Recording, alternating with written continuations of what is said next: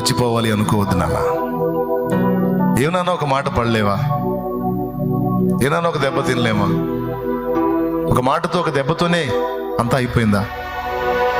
మాట అన్నవారు, దెబ్బ కొట్టినవారు తల దించుకునే రోజు చూడొద్దా? నువ్వు దేవుడు నీ తల పైకెత్తడం చూడొద్దా?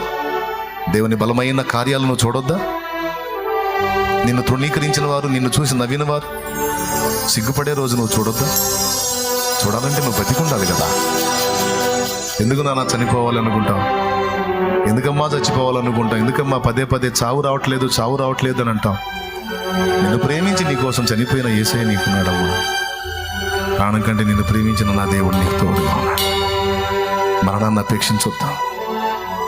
ప్రభా, బ్రతుకుతా, నీ కార్యాలు చూస్తా, నీకోసం బతుకుతా అని చెప్పు. యేసయ్యకి చెప్పు. ఆ తప్పుడు ఆలోచన ఇంకా చేయనయ్యా అని చెప్పు.